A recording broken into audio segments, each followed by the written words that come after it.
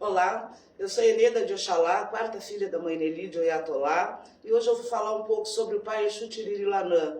É uma energia que a mãe recebeu aos 13 anos de idade, na verdade bem antes disso, com 6, 7 anos já dentro das igrejas, a mãe manifestava uma mediunidade e ninguém sabia dizer o que era. Então ela falava em curas, ela ensinava banhos e ervas, do nada, assim, e ninguém sabia, mas aos 13 anos ele realmente começou a chegar na minha mãe. E aí foi uma luta muito grande, porque ela era católica, não tinha nenhum conhecimento com a Umbanda, nem com a Quimbanda, nem nada. Depois, aos 16 para 17 anos, ela veio para Rio Grande, e aí conheceu o vô João do Baraixuí. Aí ele, no jogo de búzios, que definiu que era um Exu que já estava se transformando em Baralodê, e era uma coisa muito rara na época. Na verdade, eu acho que ele foi o primeiro Exu a ser um Baralodê. Então tem a reza que a gente canta no batuque e canta na quimbanda, Exu Tirilanã, Bará Tirilanã, Baralodê é ele. Então todo mundo repercute até hoje, então as pessoas têm que saber por quê. Ele foi um Exu que evoluiu da linhagem dos Exus para um Baralodê. Sabe, a mãe trabalhou durante 33 anos com ele, até a partida dela em 1988, e na verdade isso existe até hoje. E a gente pode dizer que essa manifestação, o Exu Tiriri que nós tantos adoramos, já tem 78 anos já que ele existe no nosso meio aqui, né? Foi precursor de grandes coisas, grandes eventos, num tempo que os Exus, a gente tinha um respeito tanto como uma entidade, um Exu chegava, ele tinha que fazer prova, tinha que passar por testes, sabe? O respeito era muito grande que ele implantou aqui na nossa casa, sabe? Ele fez tanta coisa boa que em 1900 e no final dos anos 60, eu não sei uma data precisa, sabe, ele fez um grande evento, assim, ele desenrolou um trabalho muito grande com um senhor que era fazendeiro em Rosário, não, em Bagé. Ele é um fazendeiro que era em Bagé, que era filho de santo da minha mãe. Ele tinha um negócio lá com gado que não desenrolava, estava sendo passado para trás. E ele veio numa terreira aqui, falou com o Exu e disse: só se o senhor resolver esse problema para mim, eu lhe dou um boi de presente. Aí foi uma coisa inédita, porque os Exus naquele tempo, pelo menos no nosso meio, eles não tinham como uma obrigação um boi. Aí a mãe ficou sem saber o que fazer, recorreu aos búzios, e aí a mãe Oiá deu permissão, porque ele já vinha trabalhando muito para muita gente, resolvendo as coisas muito rápido.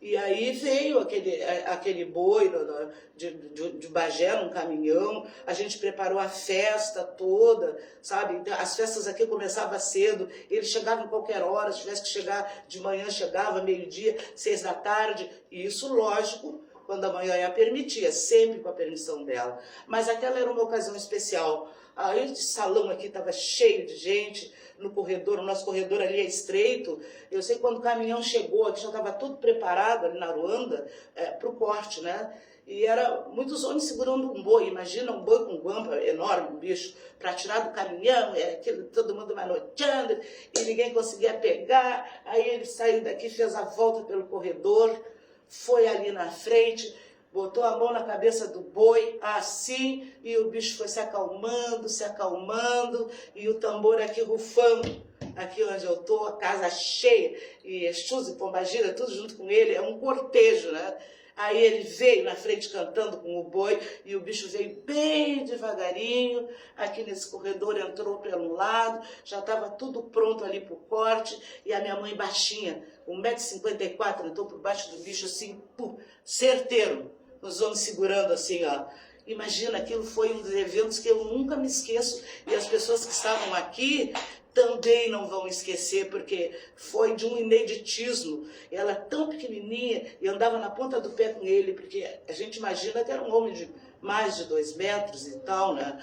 Foi tudo muito lindo, assim, sabe? E aí transcorreu aquela festa por 7 dias. Ele também ganhou uma roupa que também foi uma promessa da Dindinha Sônia, por questões de saúde do filho. A mãe Oiá deu licença para ele dançar de calçado neste salão, como uma entidade, porque ele era cruzado, que a gente sabe que um orixá jamais dança de calçado, a não ser naquele momento de Eru, mas como ele era cruzado aí de um Exu, Lodê, ele recebeu aquela permissão de vestir a roupa, sabe? Os calçados, tudo, e dançar nesse salão aqui. Foi uma festa magnífica, foi uma festa gloriosa, assim, sabe? Coisas que hoje em dia a gente lembra com muito carinho, com muita saudade. Ainda tem algumas pessoas mais velhas, como a Dona Otília, por exemplo, que o Exu dela era irmão do Exu da minha mãe. Isso o Exu, próprio Tiriri Lanã dizia, esse é meu irmão. E ele ajudava aqui na organização da casa, cascar a casa, tem outras pessoas ainda que pode contar esse evento. Isso foi uma das muitas coisas que esse Exu Tiriri fez, foi precursor da nação de Quimbanda aqui, e depois dos outros anos a gente corta 4 pés para ele, mas apenas com cabritos, porque esse axé era da minha mãe, então foi com ela. A gente tem esse respeito, sabe? A gente tem um cuidado com a aruanda, com aquele buraco ali para abrir, não é uma coisa tão simples, então a gente faz o que nós somos capazes de cuidar, de suportar. E aí fizemos também uma roda de 4 pés para ele, porque se ele é um orixá, um Exu orixá, capaz de comer um 4 pés, a gente é capaz também de fazer uma roda de 4 pés para ele. Aquele Okutá está cada vez maior, continua bem vivo, e para quem não sabe, ainda brota, sabe? A gente tem ainda ali do lado dele 2 guardiões que também já estão bem grandes, né? E a gente tem esse cuidado aqui nesse Lêner. Não podemos assim transformar nada, a gente cuida para não fazer nenhuma modificação, fazer tudo exatamente como a mãe deixou, para a gente conservar essas energias que nos mantêm, né? E por isso que depois de 35 anos que a mãe se foi, hoje ela estaria com 91 ainda, se estivesse conosco, né? A gente ainda consegue manter esta casa aberta, sabe? Com os filhos, alguns também já foram, mas tem muitos netos que vêm ajuda, bisnetos, tataranetos. É uma linhagem que a gente não sabe mais quantos são, mas eu sei que são centenas, talvez até milhares, hoje espalhados em Rio Grande, Bagé, Porto Alegre, São Paulo, aqui na Argentina, no Uruguai. Ela deixou filhos por todo lado, e às vezes aparecem pessoas aqui, caravanas, para vir bater a cabeça quando dão o passeio, e a gente não sabe nem quem é, mas eles cantam a raiz, né? Eu sou neto, eu sou bisneto da mãe Lili, aí conto uma passagem com a mãe Oiá, uma passagem com a Exu Tiriri, com a cabocla, eles têm que cantar a raiz, e o salão está sempre aberto para quem quiser receber esse axé que a gente tem aqui, dessas grandes entidades, essas grandes energias, que é a nossa grande mãe Oiatolá, a cabocla Jeremita, e o nosso mestre, o Pai Tiriri, que é o guardião dos nossos cruzeiros, né? É isso. Axé a todos, espero que todos fiquem muito bem e boa festa.